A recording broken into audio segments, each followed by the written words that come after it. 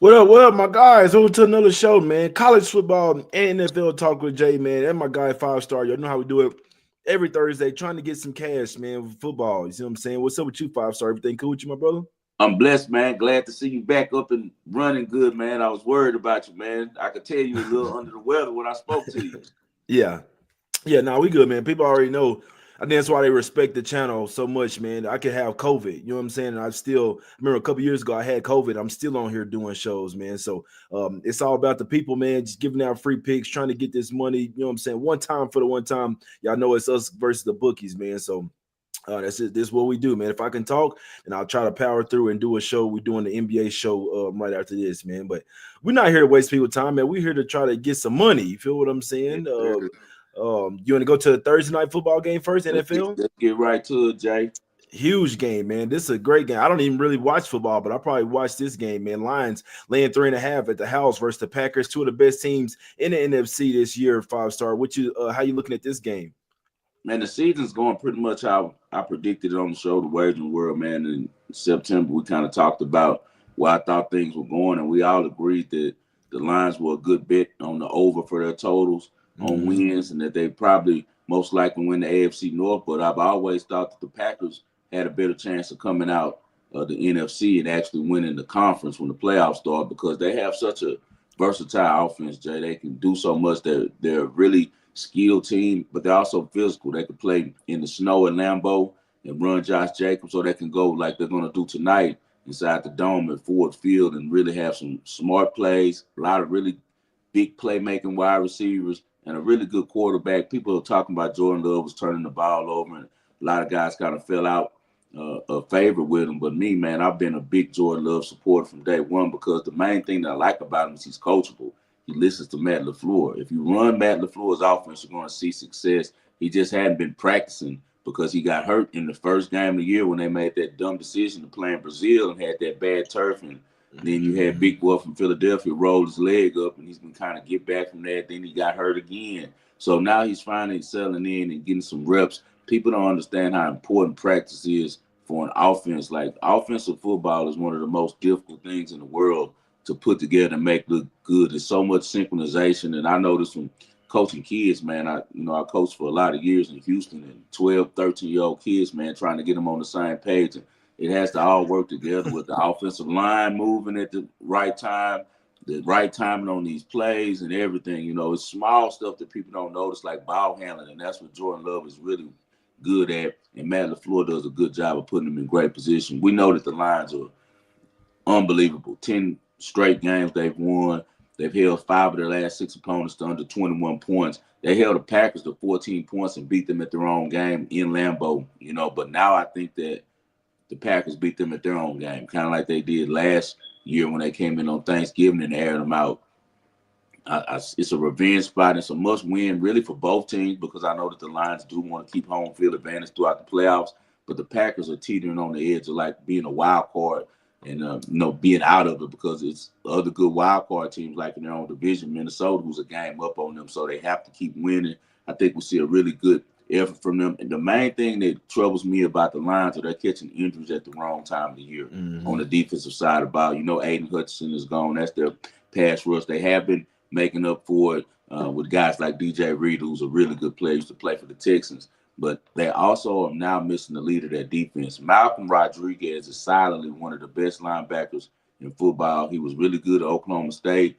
He runs that defense over there for what's the guy named Glenn, for Coach Mm-hmm. Glenn. And Yeah. so now I think that they're going to really miss him when it comes to stopping the run. As you know, the Packers are second in the league in running the football, and those are all pure running yards. Because unlike the other teams that are at the top of running the football, like the Ravens and such, who have quarterback runs involved, the Bills who have quarterback runs involved, Jordan Love doesn't have any called run plays. He's just sitting in the pocket throwing. These are all natural run yards from Josh Jacobs. So I really like the way the Packers run the ball. I think the Packers definitely cover that plus 3.5 tonight. I got 4 points. So I call them at plus 4 minus 120. If you can catch that, that'll be really good. The over and under is 51.5. I think that they can sell over that. Yeah, that's a good point, man. Yeah, both of these teams been red hot, man, like you said. So this is gonna be a great game to watch. I do see the sharp players that I back that I like to follow. They're liking the Packers plus 3.5 here, man. So the sharps they're liking the Packers. Obviously, they've been fading the Lions. It hadn't really been working out. I mean, this team is 8-2 against the spread last 10, but no, I'm just saying, like the sharps, they've been fading them I damn near always every bet the week. You know what Lions, I'm bro. saying? I don't care if they Yeah, play somebody sorry. I'm gonna just live with the results. Like the Colts, I think I was the only guy that's a quote unquote sharp that was on the line still because I mean, how you gonna go against? I think they were like what 46-10 in their last 56 against the spread, some crazy yeah, numbers. Because yeah. Dan Campbell, he comes the same way every game. He come to mash, you know. So even with They that coming to said, cover though, the this spread. yeah, this is a big rivalry, big spot right here. The perfect Thursday night game. Everybody be watching. The great thing Facts. about this one too, that my boy Spread Stat, who's my co-host on my show, pointed out is this is one of the few spots where both teams are rested going into Thursday night. Yeah, Usually teams are coming off the weekend and getting beat up. These guys both played on Thanksgiving, so Thanksgiving. now they had a full week. We're going to see a really good game tonight, I think. No, it's a fact. And the main reason why the Sharps have been fading lines because they were saying that the injury is starting to catch up with them. So that's kind of what you're saying that tonight them that missing the quarterback on defense could really show in this particular game. That's a good spot here. I definitely would lean to the Cornerback speed Packers. up too for the Lions too. That's a Yeah, problem, man. Only thing the Packers got to catch the ball, man. They have a lot of drop balls from those dudes. They wide open after the floor draws it up. Love puts it on them, and they have a lot of drops. They got to catch the ball tonight. If they catch the ball, they're in a good position tonight. facts. And like you say, you getting that 3 and a hook, shit, they could lose by 3 and you still in there like swimwear. You feel what I'm saying? So my guy liking Packers plus 3.5, I lean that way as well. Where we going next in the NFL, my brother? Let's go. Let's get to Sunday. Get rid of these Sunday games. Let's go early games first. Go Browns and Steelers. Okay. What you like? Browns and Steelers, man. We're going with the over. How could we not? Like we've seen that the books haven't really caught up yet. That the Steelers now are a much more explosive team. They score fast. They don't have these long out, drawn out drives like they were known for before. Really brilliant of Mike Tomlin to put Russell Wilson in. It just shows you. I watched it just like you and me. You just were saying how you put in all this work, even when you're sick, you come to work. They don't understand what we do and deal with is very similar to professional sports. You have to Facts. perform, man. It's a lot of money on the line every time we putting these games out here. Our money's involved. The people that trust us, money is involved. And it's a lot of high pressure in these situations, man. And for some reason, though, even though our money's invested, a square on X, I swear to God, when they've been, $20 on a 10-leg parlay, eating chips in between the game, going to bathroom breaks and stuff, that they know the game, Yeah. but they're not invested right. So the same thing occurred right here with this situation when Russell Wilson was put in by Mike Tomlin. Everybody was talking shit like, "Oh man, what is Tomlin doing? Nobody's giving Justin Fields a shot." The first guy who tweeted something about this were two former players from the Steelers, Antonio Brown and also what's the running back that used to play there? Bell. Betted. Oh, Bell, Le'Veon Bell. Yeah. Bell, The Le'Veon two Bell. They the two both tweeted. CTEs, dude. Yeah, the CT brothers. Both of them tweeted out and said that now you're about to see the real Steelers offense. They said George Pickens is about to go crazy, and everybody was like, "You guys don't understand how the offense is about to change." Both of them said this. You know why they know? Because they're professionals. They they understand football schemes and what teams are doing every week. But yet and still, you have couch potatoes trying to tell people always, what they're not even invested in but $20. They're casuals. So with that said, Mike Tomlin did a great thing. Now the offense is open all the way up for the Steelers. We saw with Cleveland, if the weather's good, and I think it's going to be, I looked up the forecast. It seemed like it was unusually pleasant weather for Pittsburgh. I think it's like 50 degrees, perfect day. You know Jameis Winston. He's gonna throw about 2 pick six, and he's gonna throw Yeah. about 3 touchdown passes. That's guaranteed. He's the best show in the NFL. Now we hated his betters because you can't get a good read on him. Only Facts. read I can get on him is the over. That's it. Because game he killed me first half last week, and they should have won the first half. Should have won the game. I had a +6, Mhm. blew that one too. Because he's just wild with the ball, and he doesn't have a really smart team around him either. Because I don't think the guy had to do was touch Buddy when he intercepted the ball, and Yeah. everybody would have won with the +6 who took it like myself. They would only lost by 2 because the Broncos was just ran out the clock. But both of these offenses are peaking at the right time. And I think with this 43.5, the books are still looking at an old school Browns Steelers game. And it's not like that anymore.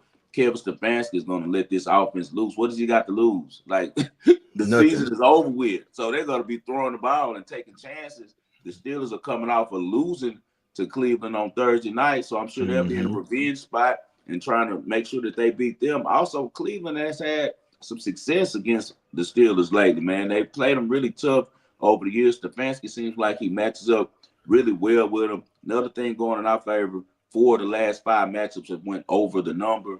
Yeah. I think it's going to happen again, man. Jerry Jeudy seems to be connecting right with Jameis Winston. I think this week he has a big game. We already know the Steelers have always been a team that you can get passing the ball. Their DBs and the type of covers that they run has always been, if you can block up enough and give your quarterback time, they can make some plays down the field on them. We know Cleveland cornerbacks, they're going to pass interference, at the goal line on long passes and give free plays, but they're just too handsy. Denzel Ward and those guys. I love the over on this game, man. I think 43.5 is a bad number, and it'll probably be up to 45 or so by Sunday, especially with the weather and how everything is, man. I think this goes over easy. It might go over in the first half because the Steelers are looking good on offense. And they're trying to get on teams early, and they're really letting Russell Wilson cook, and he's been dreaming about this situation to have an opportunity to run a team again. And his connection with George Pickens is really good. You can tell when quarterback and receiver like each other. You can tell that Pickens is thugging, but he respects Russell Wilson. Like, man, Russ right. He's Super Bowl winner. He look at his girl. He like him. So they're really connected well. And also now you're seeing the other receivers for the Steelers start to do things. And Jalen Warren is a really good explosive back. Najee Harris playing well. I think this goes over 43.5.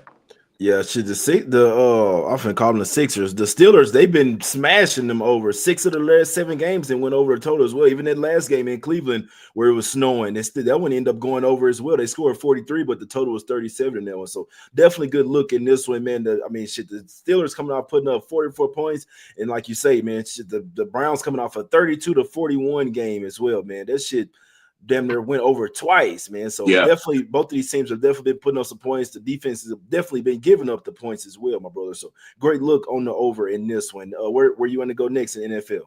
Let's go to right down the street between us, right there in Arizona, man. Let's go to Tempe, man, and check out these Cardinals. We got a rematch and a big game. This is going to be for first place. Yeah, Seattle now is in first place, Jay. I got a ticket on the Seahawks, 2 great tickets that I have pending.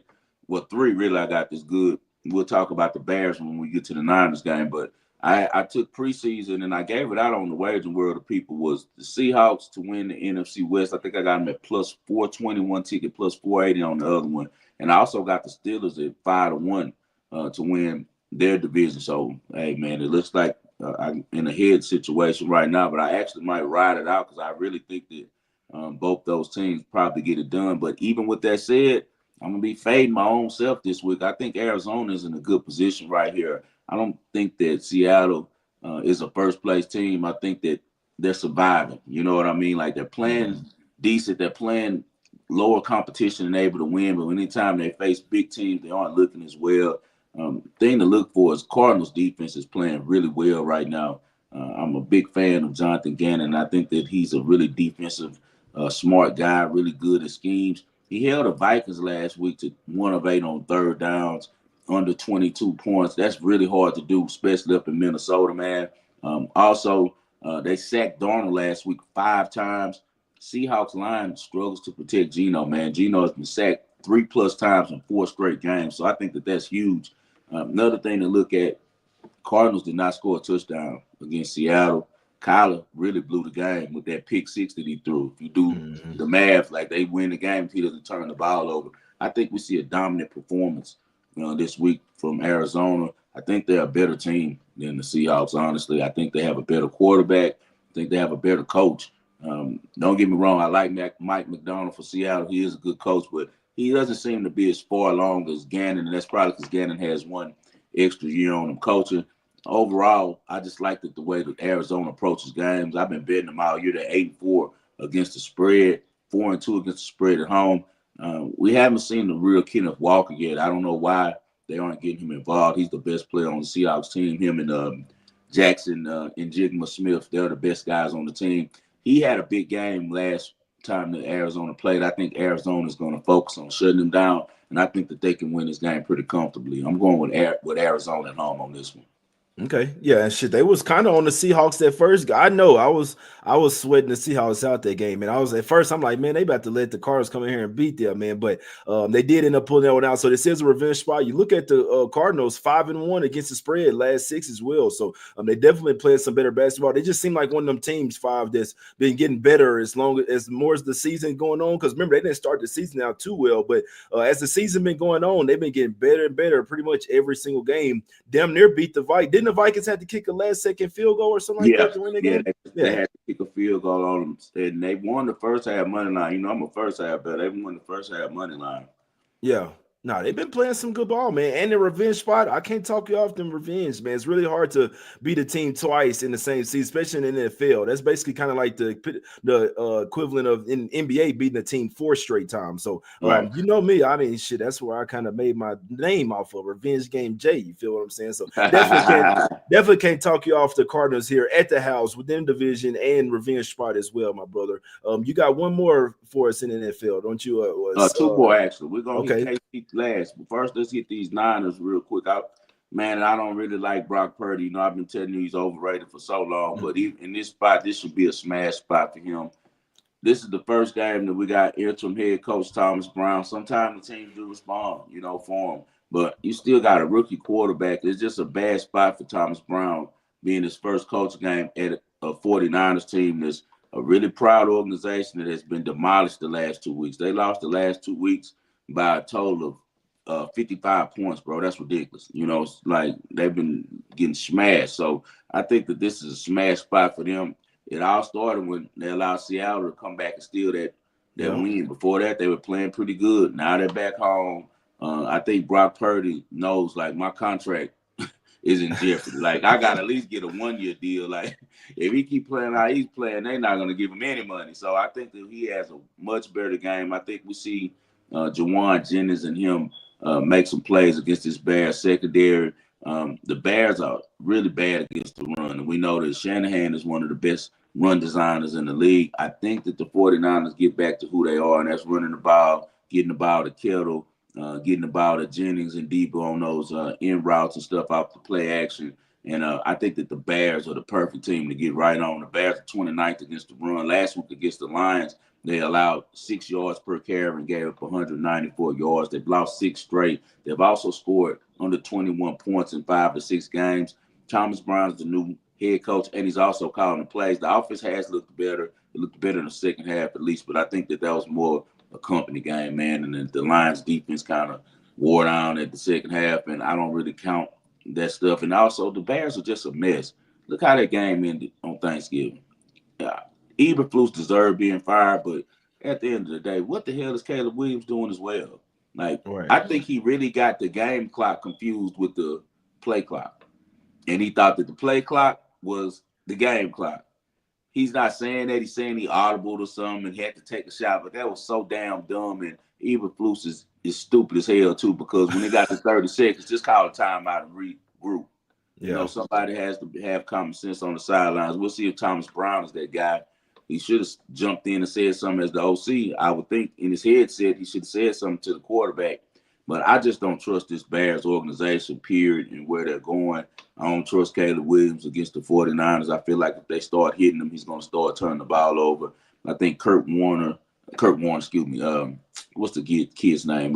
Fred Warner, Warner, the linebacker for the 49ers.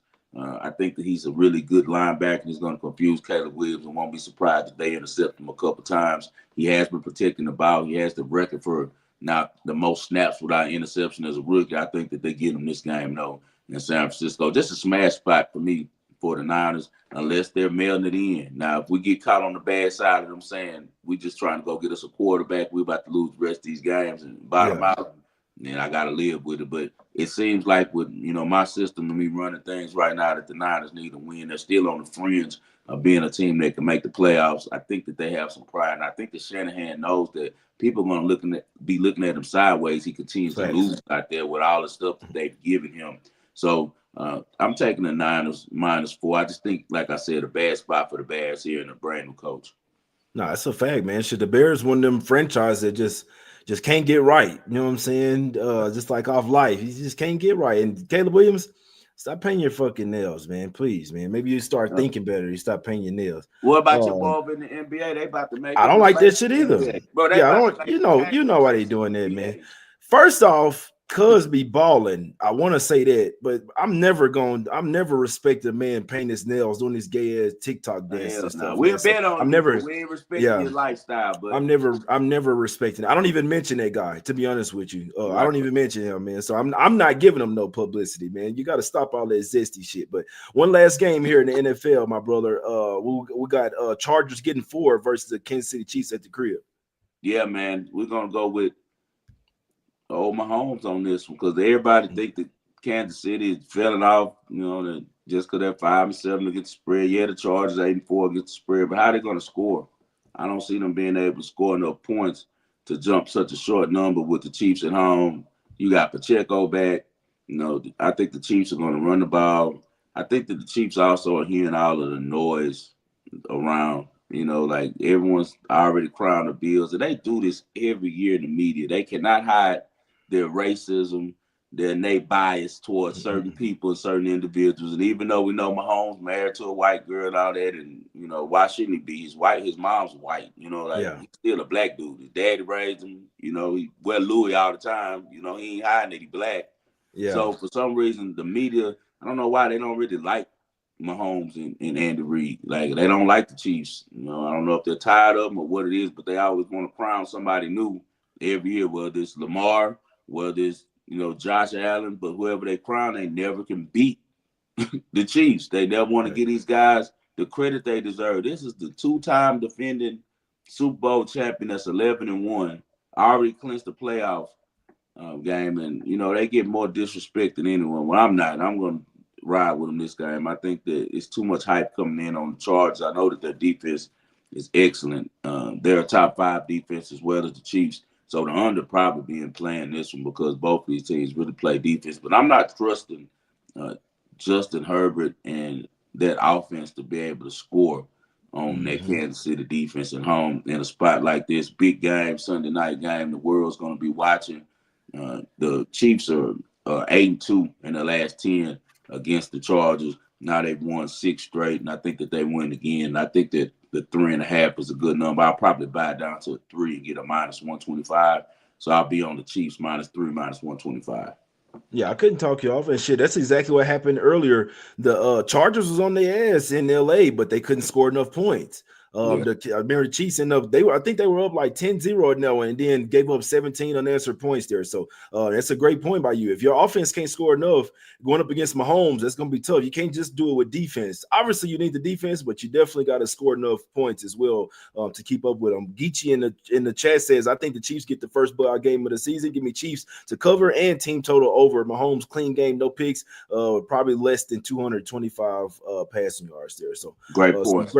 some great points there, man. One last one before we get out of here. You got some college for us, man. We know you the guy, the king of college picks, my guy. What you like in college this week, my brother? Man, this is the week where all of the hard work pays out for us. Like everything that we've been watching all year comes to a head right now, and this is the time where I try to knock it out the box. So that's why I won't be giving plays on every one of these championship games. You can get a package if you're interested. Hit me in the DM because I'm gonna be having some huge unit plays on these. I shared a couple with you off the air that we're gonna play, but one that I will give out for free this week is going to be Texas first half money line.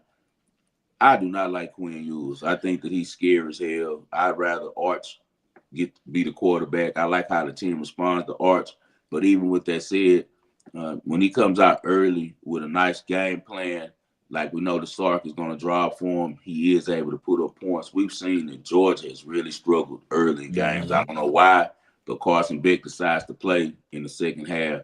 I would not be surprised if Georgia comes back and wins this game straight out. But I think that early that it'll be Texas. I think that Texas is one of those teams that rarely lose the first half. You go through the record this year, they have a sparkling record in the first half against teams, and you can see that Georgia has struggled against every opponent in the first half, including losing last week as -10, I think, first half favorites against Georgia Tech, and they lost at money line. They were down at the half. They're down every week at halftime. They were down to Tennessee. They were down to Ole Miss.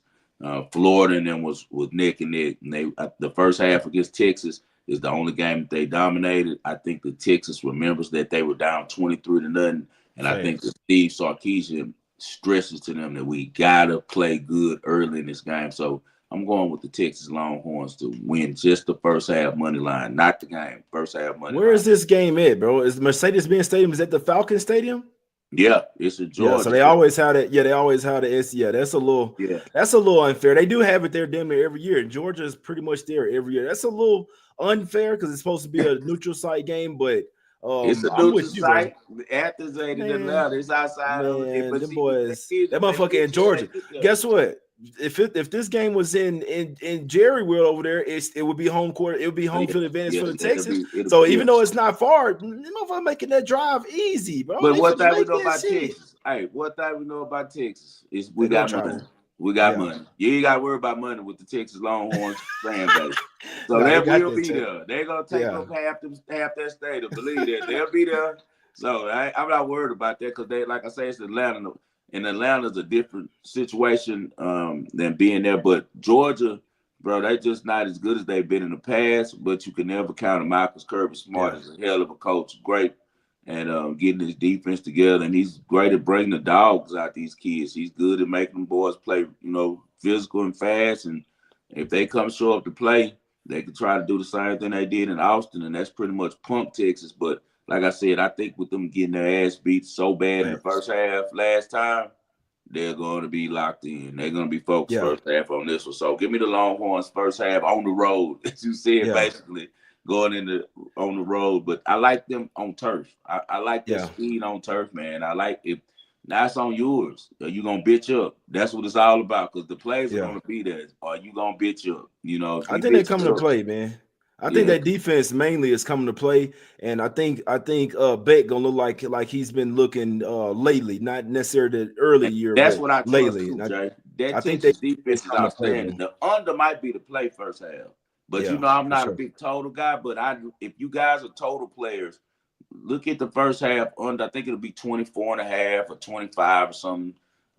Maybe 26.5 for Texas and Georgia because both these teams play defense, bro. And Texas defense is playing really well, and we know Georgia is gonna always hang their head on the defensive side of the ball. Yeah. I like the Longhorns in this one, man. I wish I could have got Ohio State Oregon rematch as well in that championship game, but rematch from a blowout in the regular season game. I did take Texas on the money line to win this one. You like first half? I like full game here. I think the Longhorns come out with this SEC championship win, man. Give me the Longhorns on the money line in this one. Well, they saying your boys gonna lose this week. All the sharps betting against SMU. They taking Clemson. Yeah, I don't know about that game, to be honest with you. Bro, Kevin Jennings. But it'll be I'll wait. It's a wait now. Like I said, I tweeted out since we talked about it a little bit. I'll make sure that you guys follow me on X at 5 Star in Vegas. Fill out the 5. I'm gonna tweet out about the SMU and Clemson game on Saturday. Okay. Yeah, I think Clemson opened up as a favorite, then it went to SMU being a favorite, right? Brett Lashley and that offense, Kevin Jennings, they score too many points. I know Clemson's defense is outstanding, but SMU is going to have to turn the ball over in order for Clemson to get in this game. And you can't factor that to me in a handicap. I got to factor what I've seen, and that's that Kevin Jennings is a hell of a quarterback, and that offense is a machine, and it's hitting on all cylinders. And Clemson has showed me in the past I can't trust Cade Klubnik, really, man. He's not a good player. You see, they only scored 14 points against South Carolina. Don't get me wrong, South Carolina's a really solid team, but I just think SMU's a completely better offense than Clemson is. So we'll see. It's a more than football than just offense. So like I said, I'll give it out on Saturday after I break down some more numbers and check out the market. Got you, man. Let's get out of here, man. I got to get ready for this NBA show, man. Y'all hit the like button one time for the one time, man. 5 Star coming on here. Make sure y'all go follow him on Twitter as well, man. At 5 Star in Vegas 5. Recap us with your plays one time for the one time. Okay, for sure. We're going with the Packers tonight. That's Thursday night football at +3.5. We're going to go with the Steelers and the Browns to go over 43.5. We're going to go with Arizona Cardinals at home against the Seahawks -2.5 and money line. And we're going to also take the 49ers to get it done in the Bay at home against the Bears. You might could find a -3.5 or -4. Either one of those I feel like is good. I think they could win by a touchdown. And lastly, we're going with the world champs on Sunday Night Football. I think that they are going to handle their business at home. They hear all the noise. Give me the -3 and the Chiefs at -125 against the Chargers. Saturday, I got the whole plethora of college football championship games broken down. My picks are in. My group has already made our plays on them. We're going to sweep the board. So if you guys are interested in getting that package, make sure you DM me on X at 5 Star in Vegas. If not, if you can't get into the DM for some reason, just add me on, on the page. I'll get to you as soon as I get time, and then I'll make sure that I DM you and we can talk about a college football package because I know that we're going to clean the board this week, and there's a couple money line plays and there are plus money, big plus monies that are about to hit as well. So hit me up if you're interested in that. But my free play will be the Longhorns first half money line. Don't lay that half a point. That way you can get the push for insurance. It's only -120, so lay the -120 let's hope that Steve Sarkisian can get Quinn Ewers right for that first half.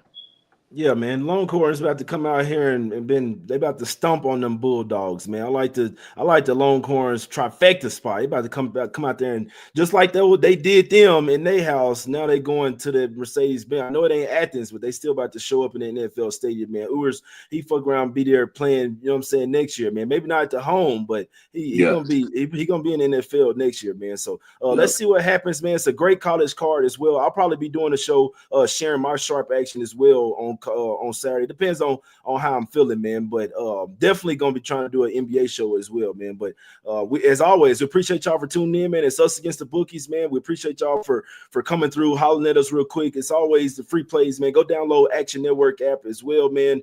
Tons of free content over there. They will have plenty of college football stuff over there for Championship Saturday, NFL, NBA, whatever you like to bet, man. It's all free over there at the Action Network app. We appreciate y'all for tuning in. Hit the like button one time for the one time. Go follow 5 Star on Twitter at 5 Star in Vegas, man. Let's try to get this cash. And most of all, come and check out this NBA show, man. We appreciate y'all for tuning in. Hit the like button. It's us against the bookies. Let's go, baby. We out. Let's get this cash.